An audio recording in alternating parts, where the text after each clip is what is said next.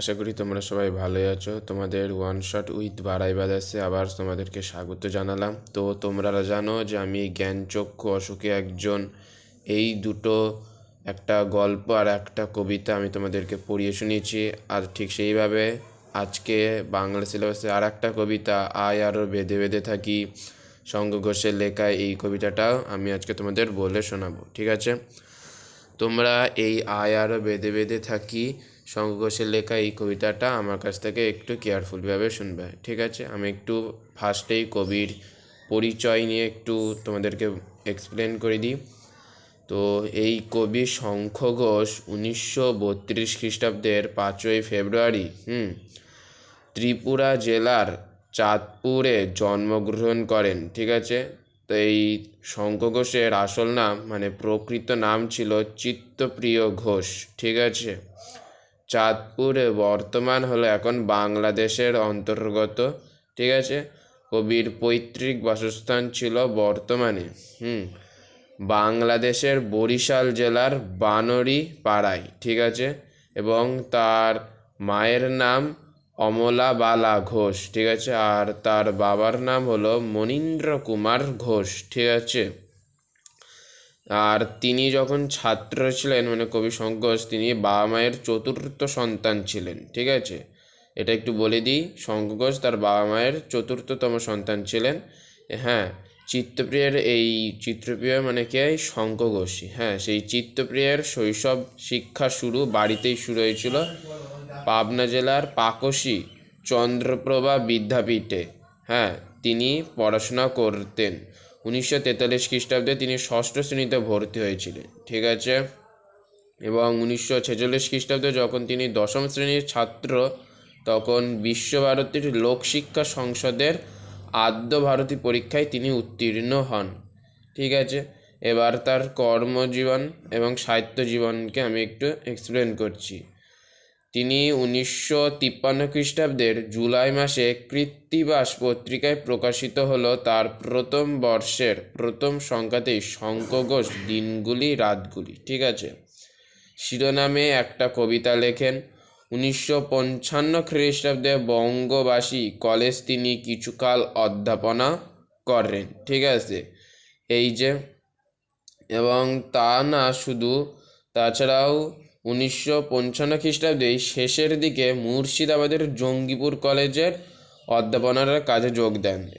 আর 1956 সালে তার লেখা কিশোর পাঠ্য জীবনী গ্রন্থ বিদ্যাসাগর প্রকাশিত হয়। ঠিক আছে, এইটা হলো তার সাহিত্য জীবনে একটু বললাম। এবার এই যে আমরা যে আয় আরও বেঁধে বেঁধে থাকি, হ্যাঁ, শঙ্খ ঘোষের লেখা এই কবিতাটা তিনি জলই পাষাণ হয়ে আছে এই কাব্যগ্রন্থ থেকে এই কবিতাটা শুরু করেছে। এবং এটা যে শর্ট প্রশ্ন আসতে পারে যে শঙ্খ ঘোষ এই আয় আরও বেঁধে বেঁধে থাকি কবিতাটি কোন কাব্যগ্রন্থ থেকে প্রকাশিত করেছে, বলবে জলই পাষাণ হয়ে আছে ওই কাব্যগ্রন্থ থেকে প্রকাশিত করেছে। এবং কত সালে প্রকাশিত করেছে, বলবে 2004 খ্রিস্টাব্দে তিনি প্রকাশিত করেছেন এই সমস্ত কিছু। ঠিক আছে, খুব ভালো করে পড়বে। আর আমি এই যেগুলো বলছি, যে সমস্ত ইনফরমেশান আমি তোমাদেরকে বলছি, সব কিন্তু ভালো করে শোনো আমার কাছ থেকে, কারণ এইগুলোই পরীক্ষায় আসবে। ঠিক আছে, তো আমি এরপরে সরাসরি লেখায় ঢুকে যাচ্ছি।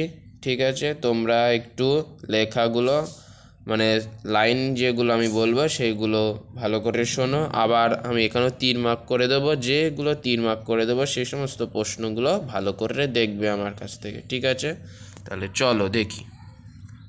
স্টুডেন্টস, আর একটা ইনফরমেশান তোমাদেরকে বলে দিই, সেটা আমার বলা হয়নি, যে কবি শঙ্খ ঘোষ আয় আরও বেঁধে বেঁধে থাকি এই কবিতাটা রচনা করেছে। তার কারণ হলো যে আমাদের পৃথিবী আজ যে সংকটের মুখোমুখি, হ্যাঁ, সাম্রাজ্যবাদী অগ্রাসন, ধর্মান্ধতা ইত্যাদির কারণে কবি শঙ্খ ঘোষ আয় আরও বেঁধে বেঁধে থাকি কবিতাটা রচনা করেছে। ঠিক আছে, আর একটা কথা, কবি শঙ্খ ঘোষ এখনও এই পৃথিবীতে বেঁচে আছে।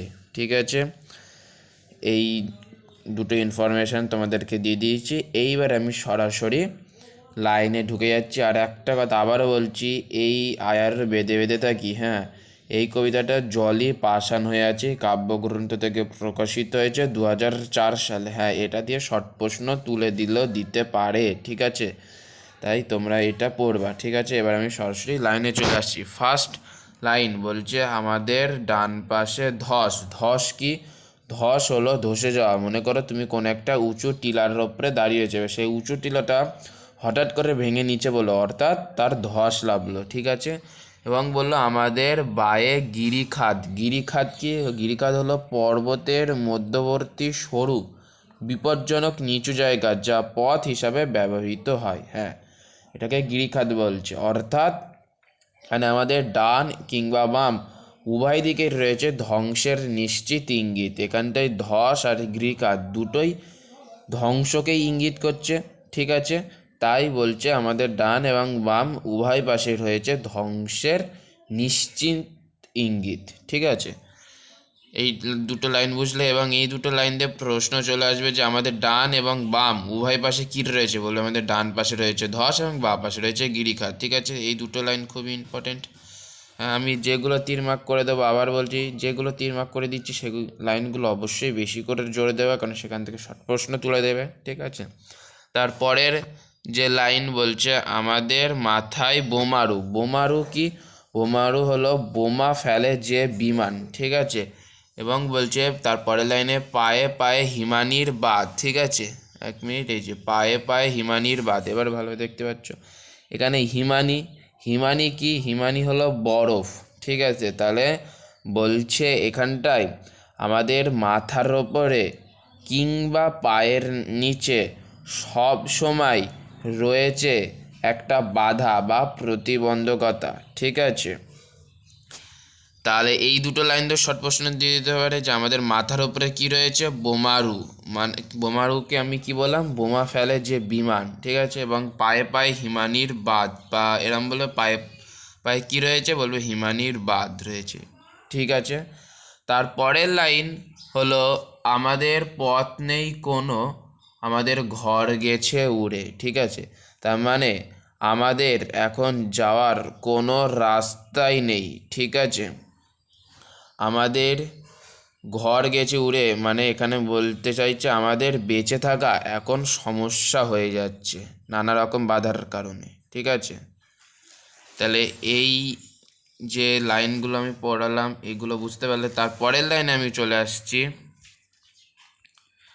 এই যে তারপরের লাইনে বলছে আমাদের শিশুদের সব। সব মানে কি? সব মানে হলো মৃতদেহ, হ্যাঁ, ছড়ানো রয়েছে কাছে দূরে। তার মানে এটা বলছে যুদ্ধে কিংবা হত্যার বিভৎস পৃথিবীতে কোনো প্রান্তেই কাউকে ছাড়িনি, এমনকি শিশুদেরকেও ছাড়িনি, ঠিক আছে। শিশুদের মৃতদেহ ছড়ানো রয়েছে কাছে দূরে, ঠিক আছে। এই দুটো লাইনের মানে এটা বলছে। তাহলে এখানটাই এই যুদ্ধে কাদের মৃতদেহ পড়ে রয়েছে? শিশুদের। কিরমভাবে পড়ে রয়েছে? কাছে দূরে ছড়ানো অবস্থায় পড়ে রয়েছে। তাহলে এইখান দিয়ে এই দুটো লাইন দিয়েও প্রশ্ন তুলে দেবে, প্রত্যেকটা লাইন ইম্পর্টেন্ট। তারপরের লাইনে বলছে আমরাও তবে এইভাবে এই মুহূর্তেই মরে যাব নাকি, ঠিক আছে। মানে এই অবস্থায় মানুষের অস্তিত্ব আজ সংকটের সামনে, তাই তাদের সন্দেহ হচ্ছে মনে যে আমরাও বেঁচে থাকতে পারবো কি, আমরা আবার মরে যাব না তো, এটা বলছে। এবং তারপরে বলছে আমাদের পথ নেই আর, আয় আরও বেঁধে বেঁধে থাকি। তাই কবি এখানে বলছে আমাদের যাওয়ার এখন আর কোনো রাস্তা নেই, আমাদেরকে এখন সবাইকে একসঙ্গে এক জায়গায় থাকতে হবে। তাই বলছে এখানে কবিতায় আয় আরও বেঁধে বেঁধে থাকি, অর্থাৎ আমাদের একসঙ্গে থাকার কথা বলা হচ্ছে, ঠিক আছে। তার বলছে আমাদের ইতিহাস নেই অথবা এমনই ইতিহাস, ঠিক আছে।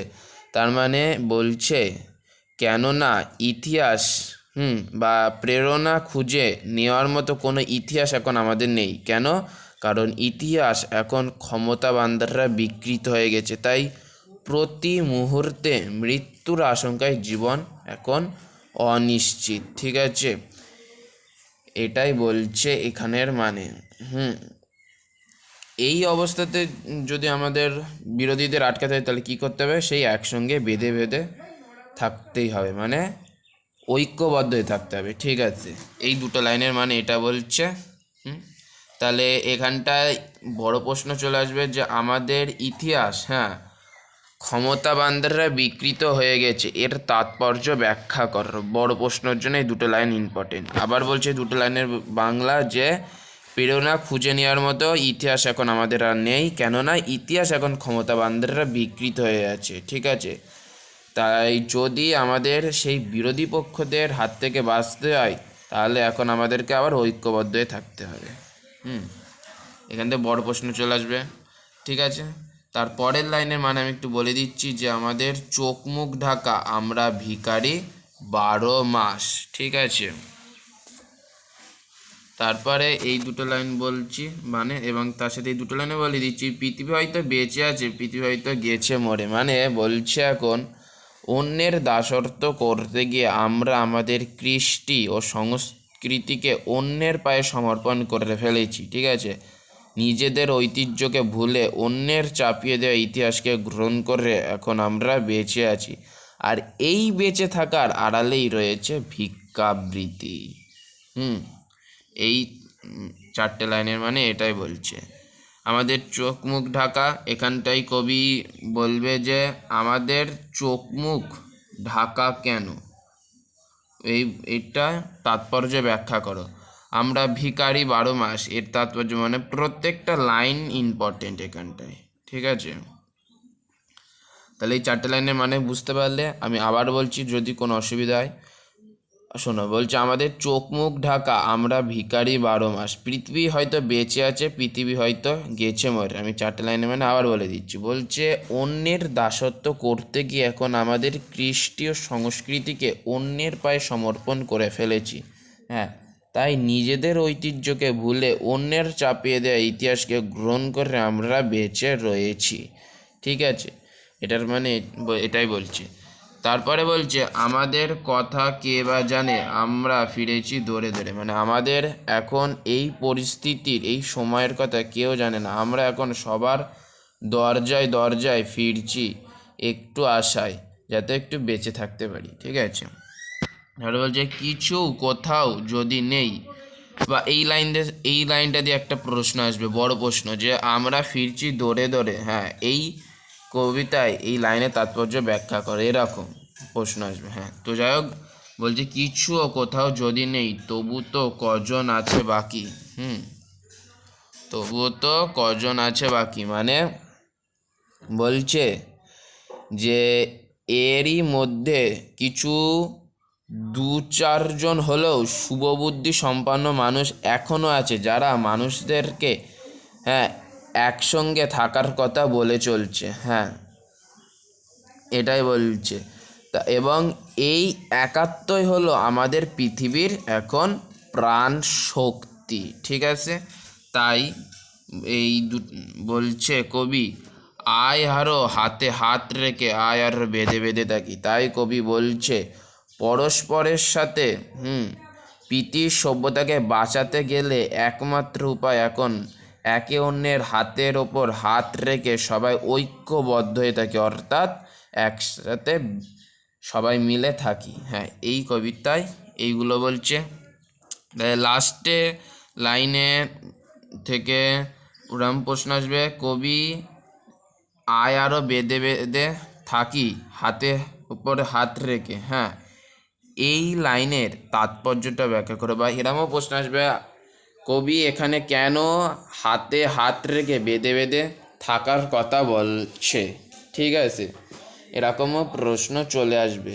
ঠিক আছে, খুব ভালো কবিতা তোমরা শুনলে। তা তোমরা বুঝতেও পারলে এই যে লাইনগুলো আমি বললাম, তোমরা প্রত্যেকটা লাইন পড়বে, যেগুলো তীর মার্ক করে দিয়েছি সেগুলো তো অবশ্যই বেশি বেশি করেই দেখবে। এখানে বলতে গেলে প্রত্যেকটা লাইনই তীর মার্ক করেছি, শুধু কিছু কিছু লাইন বাদ দিয়ে। তবে যে লাইনগুলো আমি তীর মার্ক করেছি সেই সমস্ত লাইন ভালোভাবে দেখবে, খুব ইম্পর্টেন্ট সে সমস্ত লাইন এবং খুব ভালো কবিতা। ঠিক আছে, এই আয়ার বেঁধে বেঁধে থাকি, এই কবিতাটা খুব ভালো কবিতা শঙ্খ ঘোষের। তো তোমরা কেয়ারফুলভাবে আমার কাছে শুনলে, আশা করি কোনো সমস্যা হয়নি তোমাদের। তো তোমরা বাড়িতে গিয়ে এটা ভালোভাবে পড়ে ফেলবে, ঠিক আছে? তাহলে আর বেশি কথা বাড়ালাম না, টাটা, বাই বাই। আর যদি এই কবিতাটা ভালো লাগে তাহলে এই চ্যানেল অর্থাৎ ওয়ান শট উইথ বারাই ব্রাদার্স এই চ্যানেলটাকে অবশ্যই সাবস্ক্রাইব করে পাশে থাকা বেল আইকন বাটনকে প্রেস করে দেবে, ঠিক আছে? টাটা।